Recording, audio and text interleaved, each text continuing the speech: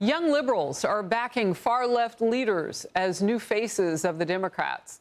It's highlighting an ever-growing divide within a party at a very important time for them. Basically, anything after Donald Trump's win is going to be important for them, I guess. Fox spoke with young organizers and leaders who say Congresswoman Alexandria Ocasio-Cortez and New York City mayoral candidate Zohran Mamdani are the future. They just want them to be stronger on one issue, Gaza. I think that more politicians should be adopting socialism. I really like AOC. Unfortunately, I would like to see her stand and be more vocal about Palestine. Seeing people like Zohran Mamdani, AOC just gaining so much more footing and so much more recognition in the policy field is very empowering. It's giving me a lot of optimism. So globalize the Intifada, which he's had to try to say that he won't say and will tell other people that he won't say it, but he doesn't actually condemn it. That's not enough for that young woman? Okay, note to self. But Mamdani and AOC have faced criticism for their comments on this very issue, and many critics call them out as anti-Semitic. You see some of those posts here criticizing Israel's genocide, and they said this. On Netanyahu, are you disappointed some Democrats are attending that speech? I don't think he should be here. I don't think Netanyahu should be here, and I don't think that he should face a large degree of Israel is not a place, it is not a country, it's an idea. The New York Post editorial board with this headline, Zohran Mamdani's views on Palestine are embarrassing. Other more moderate New York leaders are also facing major pressure over this issue. Police arrested anti-Israel protesters after this display outside the offices of Senator Chuck Schumer and Kirsten Gillibrand. Stop starving Gaza! Let Gaza live! Stop starving Gaza! Let Gaza live! Stop starving Gaza! I mean, Dems have a problem. Power panel now. Cassie Smedley, former RNC press secretary, and Julian Epstein, Democratic strategist. Look, Julian, left is never going to be enough left for them. They are insatiable on this issue. What in the world will you do? And do you have time to do it? Well, it's a suicide march, Harris. You know, I remember a day when Democrats insisted that the Republican Party sever ties with David Duke because of his association with the Klan. Well, now the Democrats, large parts of the Democratic Party and the left are associated with a terrorist Nazi movement masquerading as a liberation movement. And it's largely because the leadership doesn't have the spine to stand up and say, this is wrong. They just don't have the moral clarity. You know, the word Nazi, which we've heard a lot of, Harris, means the National Socialist Party, the National Socialist Workers' Party of Germany in the 1930s. The socialist movement has had a long history of anti-Semitism, and either these useful idiots who are demanding, you know, and sort of parroting the language, the rhetoric of Hamas, either don't understand the issue or they are, in many cases, funded by foreign sources, and it is taking the party to a very dangerous place where I think it is, you know, it could mean the death of the party. Wow. I'm going to get to this and then come right to you, Cassie. Critics called out Senator Cory Booker for this not-so-artful dodge on whether he would support Mamdani as mayor of New York City. Zohran Mamdani, he's the Democratic candidate, Democratic socialist candidate there. Democratic leaders are not supporting him. Is that a problem? Do you support him? So you and I are going to have this conversation, and I'm going to say to you one day, I told you so. This is not a left-right issue. It really isn't.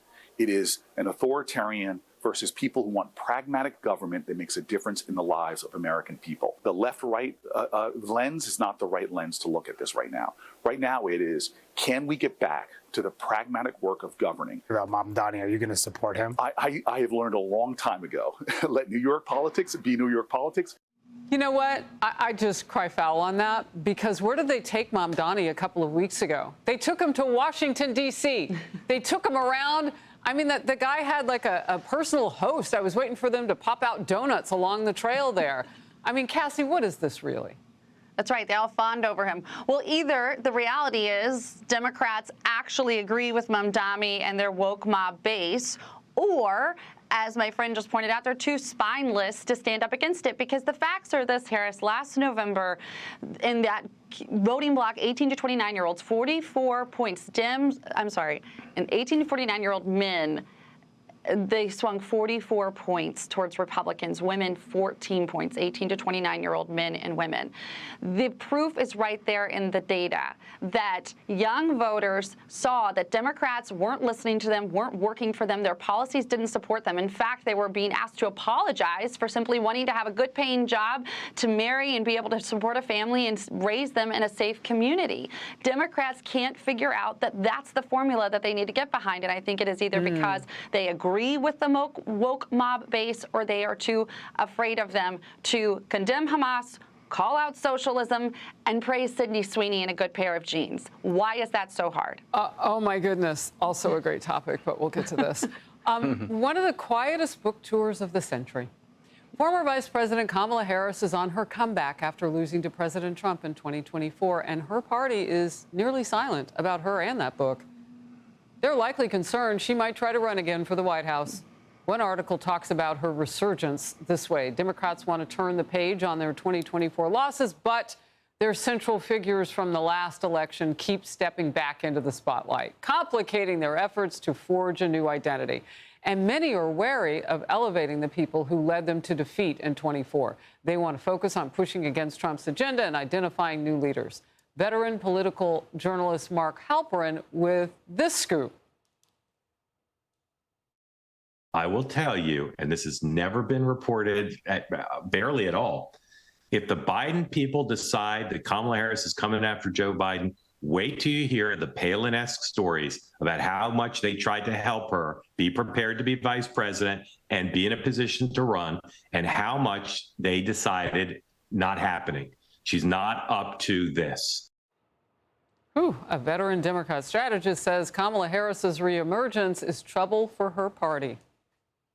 She's on a collision course with Joe Biden, because Biden's out there now trying to say, hey, I was mentally fit, my presidency was great. Is she going to agree with him as she gets out there and writes this book and agree with Hunter Biden? Or is she going to try to separate herself? Either way, it's mutually assured destruction for the party. Book dropped last week, and it's a mess already. Julian? Well, I don't know why we just can't deal with the elephant in the middle of the room, which is that Kamala Harris was not a competent candidate. There is a reason that her staff kept her from going out in front of the news media for 37 days. And the part I would disagree with Mark Halperin on that is it's not news. In fact, before Biden dropped out, there were oodles of stories in the New York Times and the Atlantic and the Washington Post about Kamala not being ready for prime time. Joe Biden himself said that Kamala was a work in progress. I mean, the White House has tons of stories internally, and many of them leaked to the press, about Kamala just not being competent in the role of vice president. So this is not news. And if she stirs the pot on this, it's only going to hurt her.